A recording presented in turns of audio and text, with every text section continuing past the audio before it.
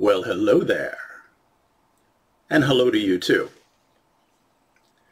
Let's talk about the latest iteration of the Baron Sons American Bowie. This is the full-sized version, this time with the Damascus blade and the bone handle scales. I'm thinking this is going to get interesting.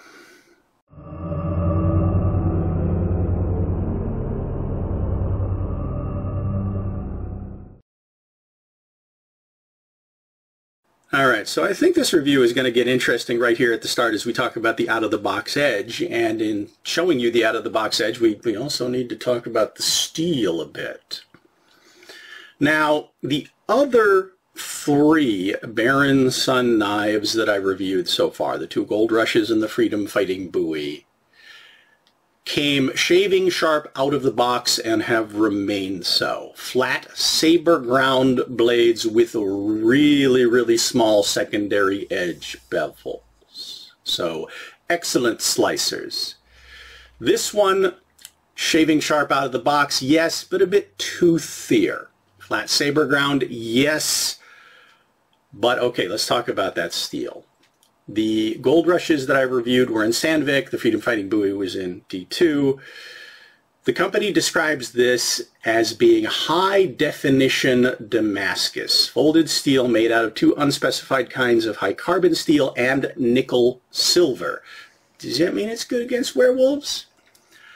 But Ken Griffey says that these blades have a secret sharpness.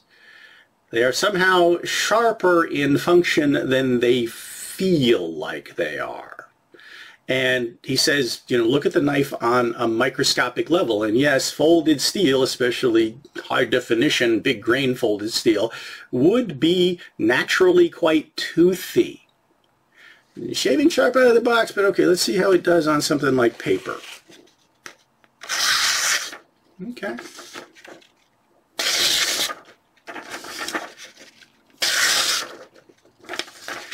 Maybe not quite the razor the other knives are, but pretty good. A little bit of cardboard.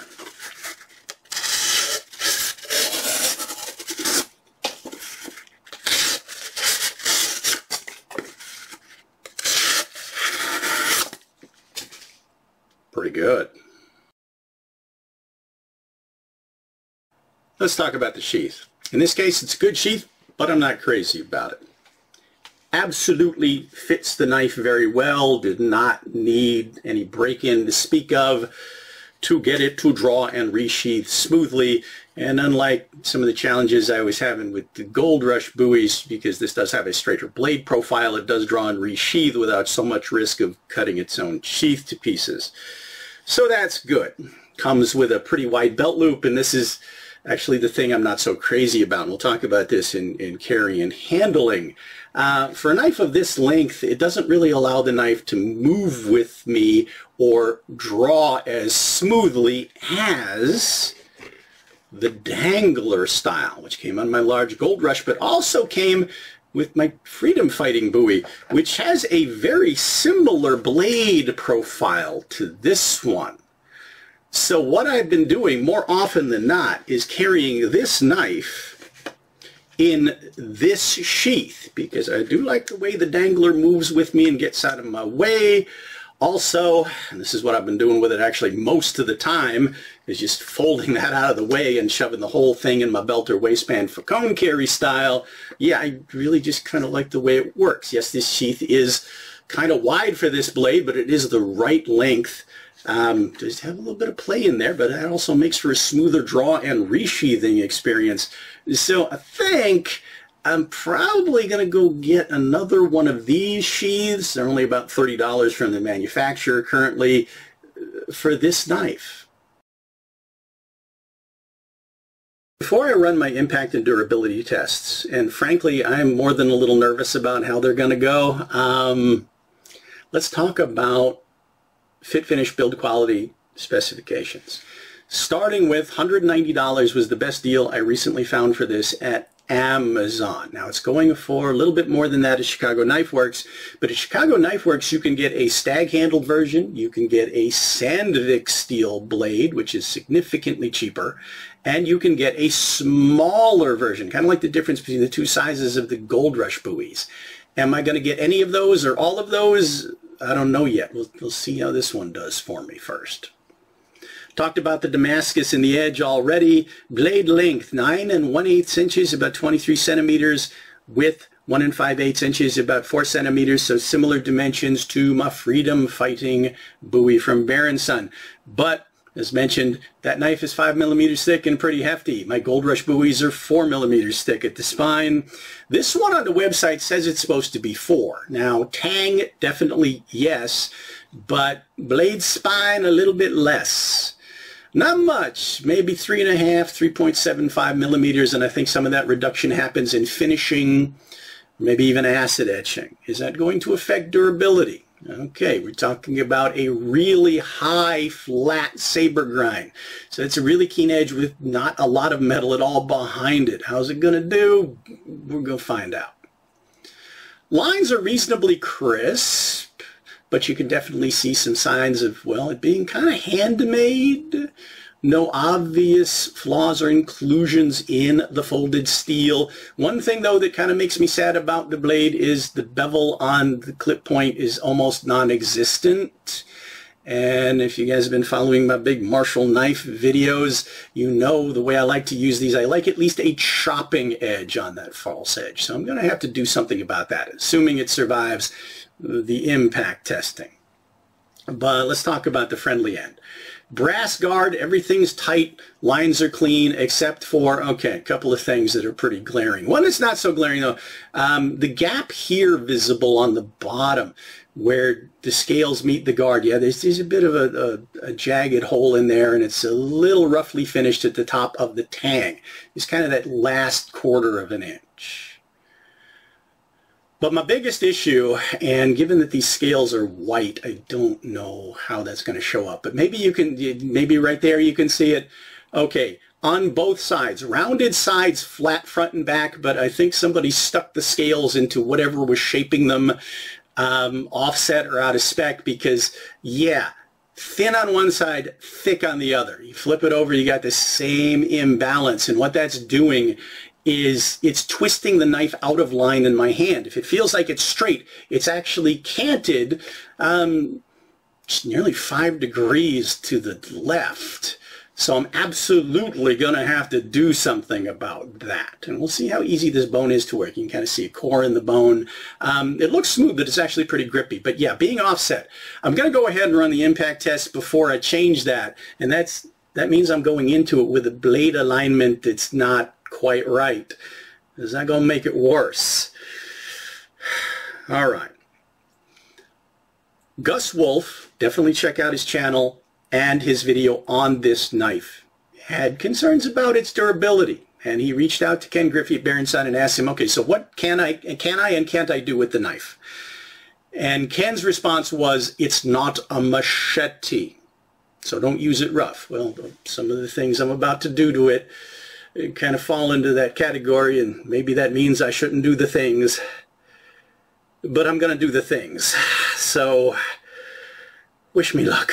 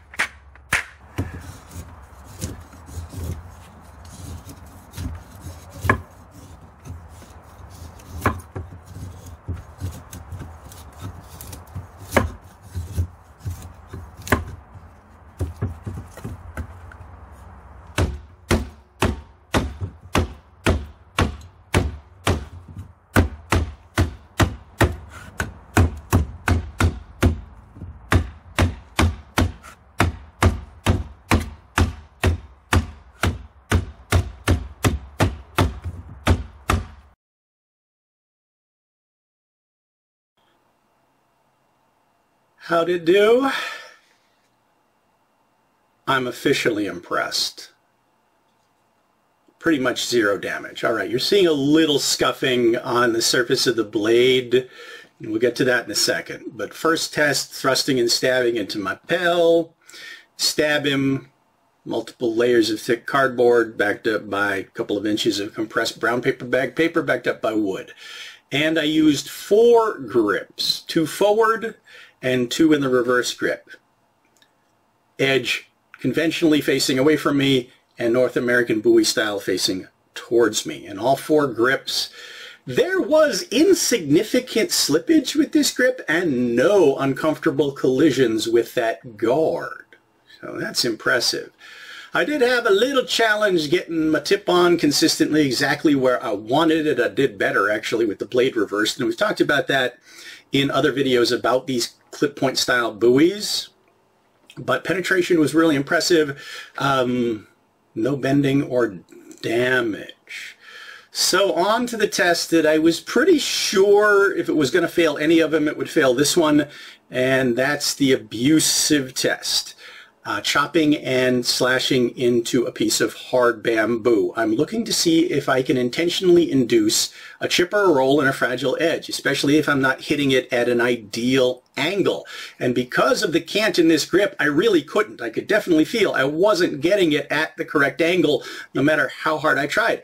And yeah, I was a little excessive with it. I took the test a little bit farther than I usually do. Some of it you're not seeing on camera because I tried repeating my results just to be sure. But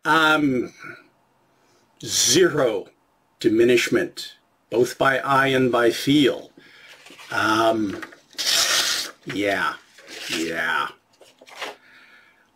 As I said, I'm impressed. So on to some wood carving. It did really well with this edge geometry. Yeah. Is the grip the most comfortable thing to use in that? No, but you could certainly make it work. So yeah, carving, shaving wood, it worked as a tool. Then chopping into boards.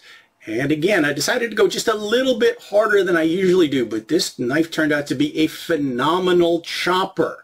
Now, you might see a little scuffing. The wood kind of polished the surface, didn't really scratch deeply in it, but marred it a bit, so it's not as pretty as it used to be. But didn't functionally damage anything. The blade is still, well, in terms of edge and surface overall intact. Nothing came loose, and yes, I did have to struggle with blade alignment because those grips are so canted and wrong. And okay, I didn't do any batoning because, especially with this big old clip point, and yeah, I am going to try to put a chopping edge on it. Not really designed for that, but I feel like I could have gotten away with it. And I think that's the bottom line. Nothing came loose, edge, blade, everything held up really good, felt really good. Is the knife designed to do that stuff? I would say, I would agree with Ken Griffey, not really, but it could. Should I do a lot of that with it? Probably not. Probably not gonna. Now, if I decide to get the Sandvik version of this blade, I might be a bit harder on it. That's a potential to be continued. And yeah, I might get other versions of this knife because this one impressed me so much. But before I do any of that, all right, I'm going to do something about that clip point. And yes, absolutely need to do something about those grip scales. So from your perspective, I'll be right back.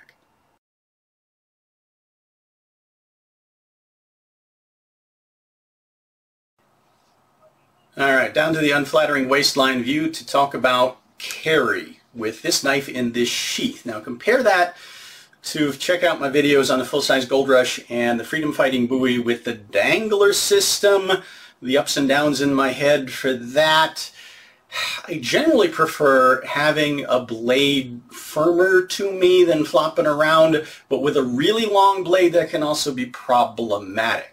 So this really wide belt loop doesn't really allow the knife to pivot. So it is definitely in my way on my hip when I sit down. And as you can tell, that's really important to me sitting down.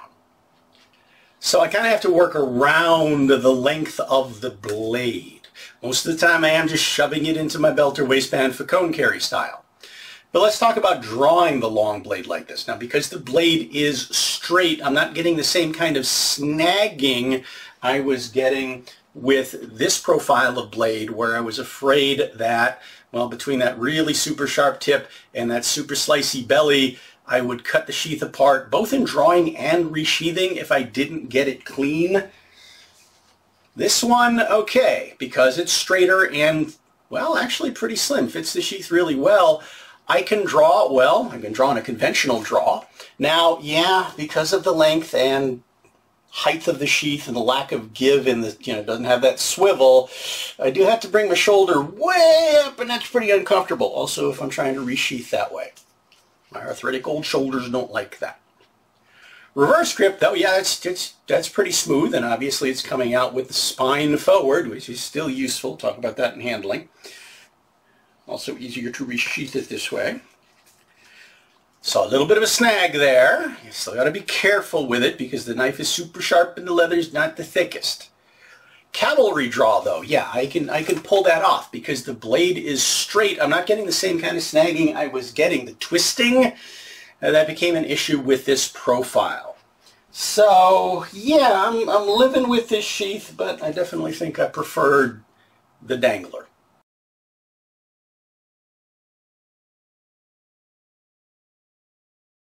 All right, modifications made. I did put a chopping edge at least on that clip point. It's not very acute, but functional. Might take it a little bit further down the road. Now, of course, that kind of erased the Damascus pattern.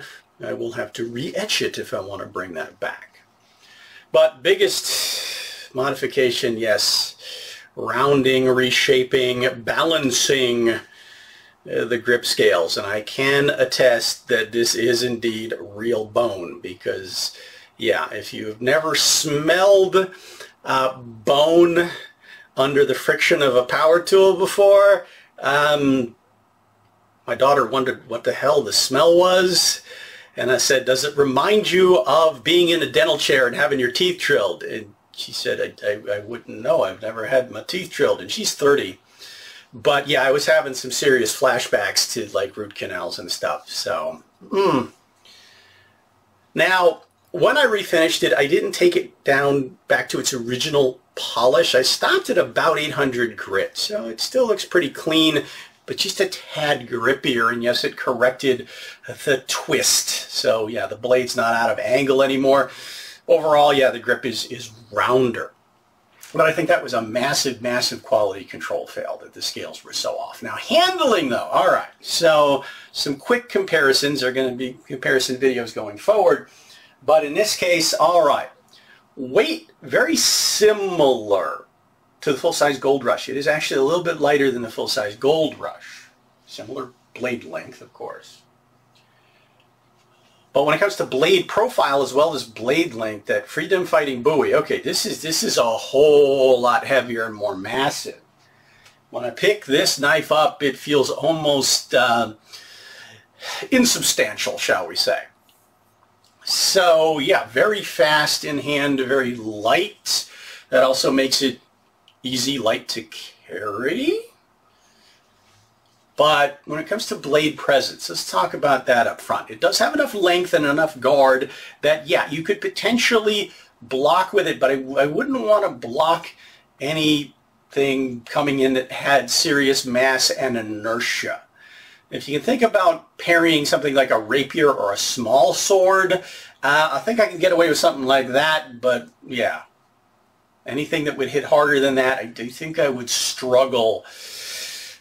That and the fact that the grip is a bit slippy, might be able to get away with it in the pinch, but my primary tactics are going to be evade, counter cut, counter thrust, snap cut, back cut. Yeah. Could I use it in the other hand as a companion to something longer, more substantial? I could. I think I'd want something just a bit more beefy to do that with, though. We will make those comparisons as well going forward. But in general, I do like the feel of the knife. It is comfortable, more so than I thought I would. I was a little concerned about straight grip, straight guard, but it kind of works for me. So slashing, chopping. It doesn't have a lot of mass and inertia, so I don't feel like I can really do a good flat strike with it. Back cut, sure, I could do that. Using it for snap cutting, yeah, very effective. Snap cutting, back cutting, yeah, it's pretty quick in doing that. Flipping it around edge towards me, North American Bowie style, yeah, I've got enough hook there, I can use that. Also helps me get the tip on. Now, compared to the geometry of this style of clip point, talked about it in the review of this knife, the geometry of the thrust with the blade reversed and the things that's doing for me, because this is a much straighter blade overall, I'm not quite getting the same effect, but this is quite a hook swept back tip. So yeah, holding it like that does some interesting things for thrusting and stabbing geometry. I can also choke up on it, get my thumb above the guard for some of that close-in work, both utility and, well, close slashing, chopping, stabbing. I can choke a bit further down to get more extension in the thrusts and the snap cuts, so that's working. What about reverse grip? Okay, nice slim grip with taper at the top. So yeah, Mike can finger twirl it, which I don't recommend doing because it's not very secure. Pinch flipping. Well, there's no flare, but there's also nothing in my way. So I think a combination of the grip shape, weight, and balance, I feel reasonably confident pinch flipping, though it is a fairly long knife, which makes that a little awkward. In the reverse grip, yes, I could lay it along my forearm for that emergency block. Slashing doesn't have as much belly as this profile for that. We'll do some comparison videos going forward. I feel like I can reasonably well get the tip on, even though the blade is a bit long for my tastes to use this way. What about flipping it around edge towards me? Feels a little bit better in stabbing. I'm not getting the tip hooked and stuck in targets nearly as much. But yeah, I don't have much of an edge on here to use that as compared to that. So I was going to give you my preference between this blade profile and that blade profile. I'd say this one is, well, it's slimmer and smoother on the draw, but there's a lot about this blade profile that I am really learning to love. So if I was having to pick between these two, all right, comparisons to come going forward. But do I regret buying this knife? No, to the point that, yeah, I just went ahead and ordered the Sandvik version. So to be continued, there will be a comparison video coming up in a couple of weeks. Until then, if you happen to have this knife, knives of this profile. Now that shorter one I talked about with that 7.5-inch blade, I'm not sure if I'm going to get that or not. It strikes me that that would remind me a lot, potentially, of something like a K-bar. But if you happen to have one of those, let me know. Otherwise, thanks as always for watching, following my journey, subscribing to the channel, adding to our conversations, liking the videos, and I hope to see you back for the next chapter.